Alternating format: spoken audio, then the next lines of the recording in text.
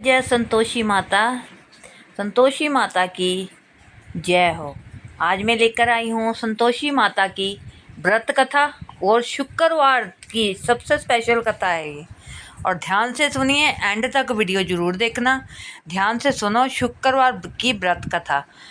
अगर आप शुक्रवार का व्रत करते हो, शुक्रवार की व्रत की कथा अवश्य सुननी पढ़नी चाहिए और सुनानी चाहिए। ऐसे करने से माता की पूजा अर्चना संपूर्ण होती है और भगवान और माता रानी की कृपा बनी रहती है। तो सुनिए, एक गांव में एक बुढ़िया रहती थी जिसके 7 बेटे थे। 6 बेटे कमाने वाले थे और एक निकम्मा था। बुढ़िया जहाँ 6 पुत्रों का जूठा 7वें पुत्र को देती थी। 7वां पुत्र एक दिन अपनी पत्नी से बोला, देखो मेरी माता का मुझसे कितना प्रेम है। वह बोली, क्यों? नहीं, सबका जूठा बचा हुआ मुझे खिलाती है। वह बोला, जब तक आंखों में ना देखे तो मान नहीं कर सकता। पत्नी ने हंसकर कहा, देख लोग सब तब तो मानूंगी। कुछ दिन बाद एक बड़ा त्योहार आया। घर में 7 प्रकार के भोजन, चूरमा और लड्डू बने। वह पत्नी की बात को जांचने के लिए सिर दर्द का बहाना बनाकर पतला कपड़ा सिर पर ओढ़कर रसोई में जाकर सो गया और कपड़े में से एक सब देखता रहा। शेव भाई ने भोजन करवाए। उसने देखा माँ ने उनके लिए सुंदर सुंदर आसन बिछाए हैं, 7 प्रकार की सोई परोसी है, आग्रह कर करके उन्हें भोजन कराती है। यह देखता रहा। शेव भाइयों ने भोजन कर उठ गए। तब माँ ने 5 थालियों में से लड्डू के टुकड़ों को उठाया और एक लड्डू बनाया। जूठन साफ कर माँ ने पुकारा, उठ बेटा उठ, तेरे भाइयों ने भोजन कर लिया है, तू भी उठकर भोजन कर ले। उसने कहा, माँ मुझे भोजन नहीं करना, मैं परदेश जा रहा हूँ। माता ने कहा, कल जाना हो तो आज ही जा। वह बोला, हाँ हाँ जा रहा हूँ। जय कहकर घर से निकल गया। चलते समय उसे पत्नी की याद आई। वह गौशाला के कंडे थाप रही थी। वहां जाकर बोला, मेरे पास तो कुछ भी नहीं है, ये अंगूठी है, सो ये ले लो, कोई निशानी नहीं है, आप मुझे दे दो। मैं बोली, मेरे पास क्या है, मेरे पास गोबर से भरा हुआ हाथ है। यह कहकर पत्नी ने अपनी पीठ पर गोबर के हाथ से थाप मार दी। वह चल दिया। चलते चलते दूर देश में पहुंचा। वहां एक साहूकार की दुकान थी। वहां जाकर बोला, सेठ जी मुझे नौकरी पर रख लो। साहूकार को नौकर की सख्त जरूरत थी। साहूकार ने कहा, काम देखकर तनख्वाह मिलेगी। उसने कहा, सेठ जी जैसा आपको ठीक समझे। उसे साहूकार की ये नौकरी मिल गई। वह वहाँ दिन रात काम करने लगा। कुछ दिन दुकान का लेन देन, हिसाब किताब, ग्राहकों को माल बेचना, सारा काम करने लगा। साहूकार के 7-8 नौकर थे, जे सब चक्कर खाने लगे, लेकिन उसने अपनी लगन, परिश्रम और ईमानदारी से सभी को पीछे छोड़ दिया। उसे अपने किए का फल मिला। सेठ ने उसका काम देखा। उसे 3 महीने में ही उसे मुनाफे में साझीदारी बना लिया। परिश्रम करते करते 12 वर्ष हो गए। नगर में एक नामी सेठ बन गया। सेठ अपना सारा कारोबार उस पर छोड़कर वहां से चला गया। इधर उसकी पत्नी पर क्या बीती वह सुने। सास ससुर उसे दुख देने लगे। गृहस्थी का काम करवाकर लकड़ी लेने जंगल से बेचते रहे। इस बीच रोटियों के आटे में से जो भूसी निकलती उसकी रोटी बनाकर रख दी जाती और फूटे नारियल की नरेली में पानी दिया जाता। इस तरह दिन बीत गए। एक दिन एक जंगल से लकड़ी लेने जा रही थी। तब उसे रास्ते में बहुत सुंदर स्त्री संतोषी माता का व्रत करती हुई दिखाई दी। यह वहां खड़े होकर पूछने लगी, बहनों तुम किस देवता का व्रत करती हो? इसके करने से क्या फल मिलता है? इस व्रत के करने की विधि क्या है? यदि तुम इस व्रत को विधि विधान से समझकर कहोगी तो मैं तुम्हारा बड़ा एहसान मानूंगी। उनमें से एक स्त्री बोली, सुनो, यह संतोषी माता का व्रत है। इससे करने से निर्धनता दरिद्रता का नाश होता है, लक्ष्मी जी आती है, मन की चिंताएं दूर होती है, मन को प्रसन्नता शांति मिलती है, निपुति को पुत्र मिलता है, प्रीतम को बाहर गया हो तो शीघ्र लौट आता है। कुंवारी कन्या को मनपसंद वर मिलता है। चलता मुकदमा खत्म हो जाता है।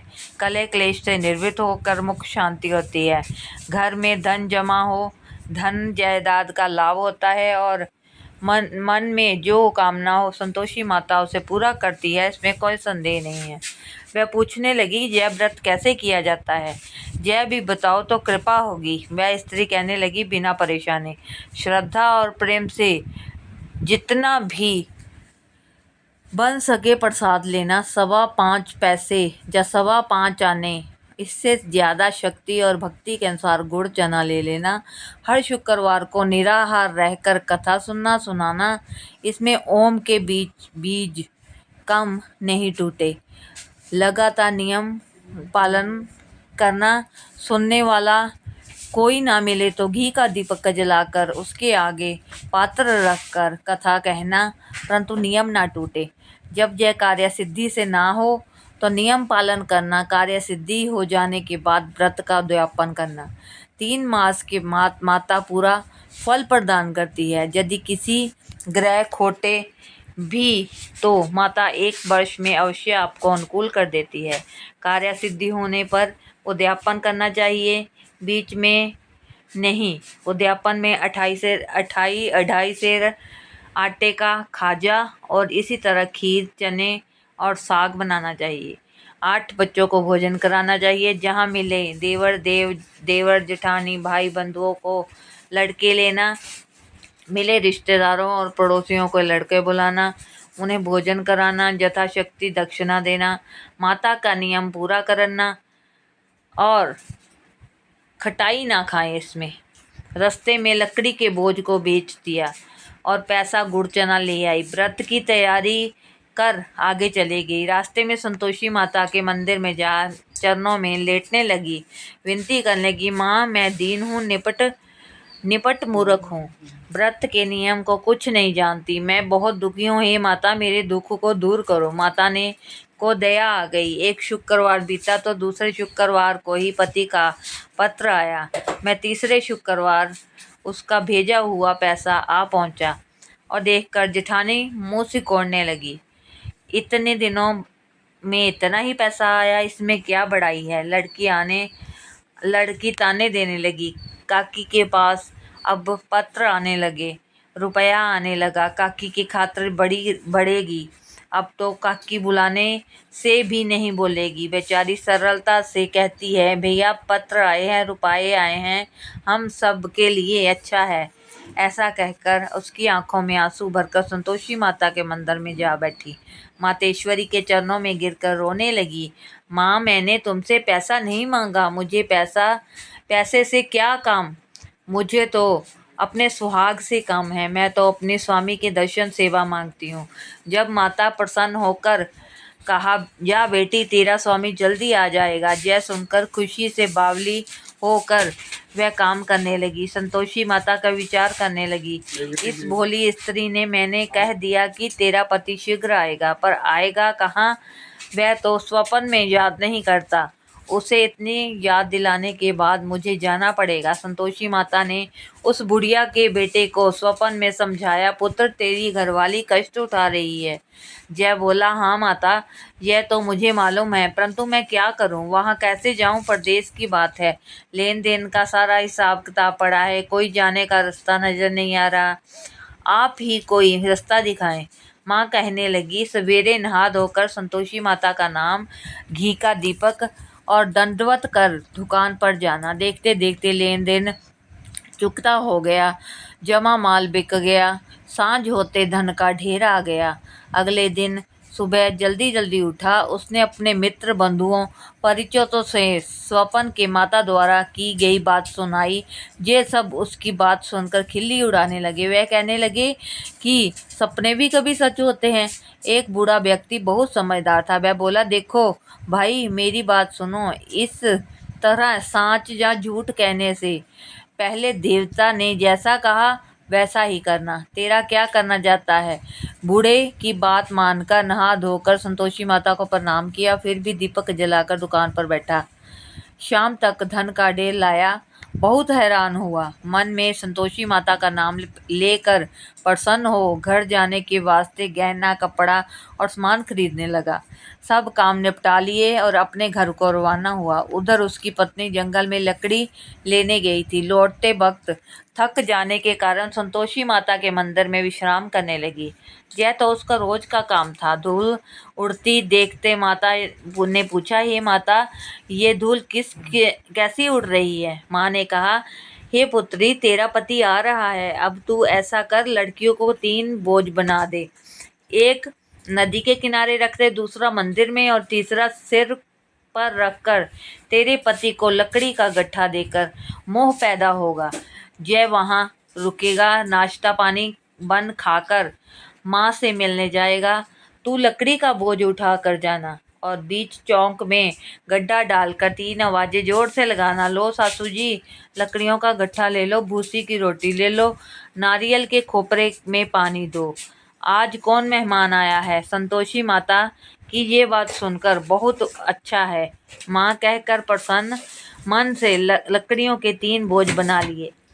एक नदी के तट पे, दूसरे माता के मंदिर में रखा। इतने में मुसाफिर वहां आ पहुंचा। सूखी लकड़ी देख उसकी इच्छा हुई कि अब यही विश्राम कर ले। भोजन बनाकर खा पीकर गांव चलेंगे। इस प्रकार भोजन कर विश्राम किया। वे अपने गांव में आया। उसी समय बहू के सर पर लकड़ी का गट्ठा लिए आई। उसने गट्ठे को आंगन में डाल दिया और जोर से 3 आवाजें लगाईं। लो सासू जी, लकड़ी का गट्ठा लो, भूसी की रोटी दो, नारियल के खोपरे में पानी दो।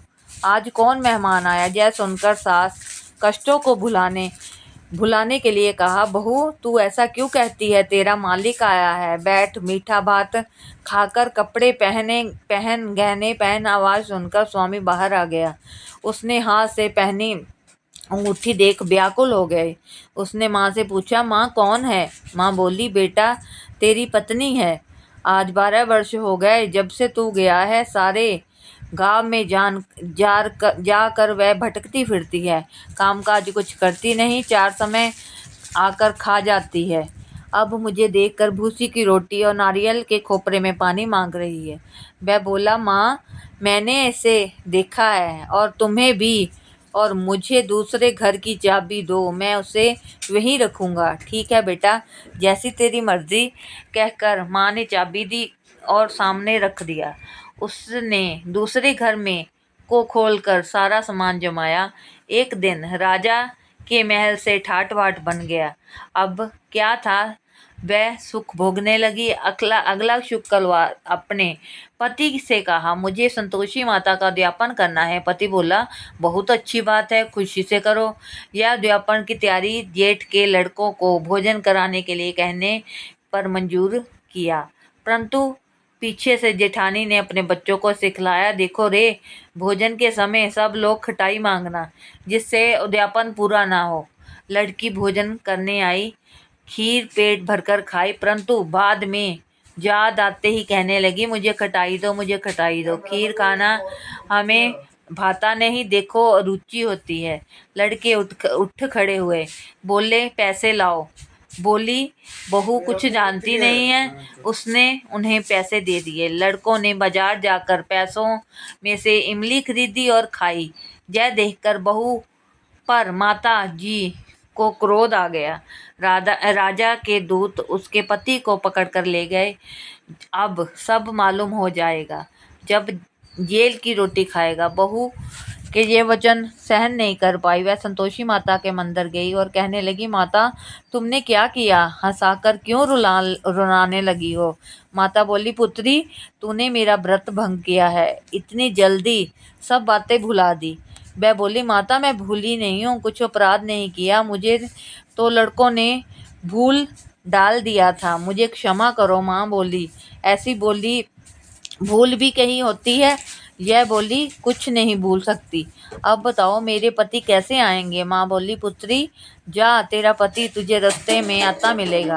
वह मंदिर से निकलकर बाहर आई तो रास्ते में उसका पति आता मिला।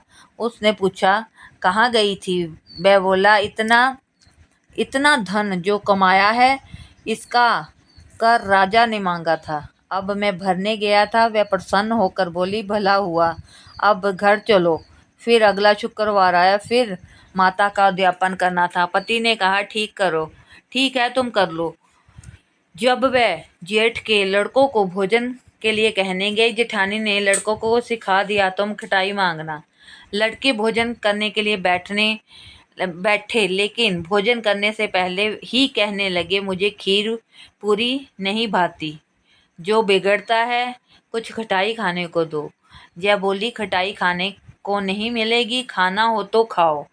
उनमें से उठकर चले जाने पर उसने ब्राह्मणों के लड़कों को बुलाकर भोजन करवाया। दक्षिणा की जगह पर उन्हें एक एक फल दिया। इससे संतोषी माता प्रसन्न हो गई। माता जी की कृपा 9 माह उसको चंद्रमा के समान एक सुंदर पुत्र दिया। पुत्र को देखकर वह प्रतिदिन संतोषी माता के मंदिर में जाने लगी। माँ ने सोचा, यह रोज आती है, आज क्यों ना मैं इसके घर चलूं, इसका आसरा देखूं। यह विचार कर माता ने और रुक जा। गुड़ और चने से सना मुख, ऊपर की ओर मुंड के समान होंठ, उस पर मक्खियां भिनभिना रही थी। दहलीज पर बैठे रखते देख उसकी सास से चिल्लाई, देखो कौन सी चुड़ैल डाकनी आई है, वो लड़की, इसे भगाओ नहीं तो ये हमें खा जाएगी। बहू रोशनदान से देख रही थी, वह प्रसन्न हो उठी। आज मेरी माता मेरे घर आई है। यह कहकर दूध पीते बच्चे को गोद से उतार दिया। उसको सास क्रोध से भरकर बोली, अरे रांड, इसे देखकर कैसी उतावली है, जो बच्चे को पटक दिया। इतने में माँ के प्रताप से जहाँ देखो वहाँ लड़के की नजर आने लगी। जय बोली, माँ जी, जिनका मैं व्रत करती हूँ वह संतोषी माता है। इतना कह उसने झट से घर में किवाड़ खोल दिए। सब माता के चरण में पकड़कर विनती करने लगे, हे माता, मूर्ख ज्ञानी हैं, हमारे व्रत को विधि विधान से हम नहीं जानते। तुम्हारा व्रत भंग करने का अपराध हमने जो किया है, हे माता, अगर हमारे अपराधों को क्षमा करो। तो इस प्रकार बार बार कहने पर संतोषी माता प्रसन्न हुई। इसके बाद उसकी सास कहने लगी, हे संतोषी माता, अपनी बहू को जैसा फल दिया है वैसा ही सबको देना। जो ये कथा सुनेगा उसकी पूरे मनोरथ हल होंगे। अगर आपको ये वीडियो अच्छी लगी, लाइक शेयर सब्सक्राइब करना ना भूलना। धन्यवाद।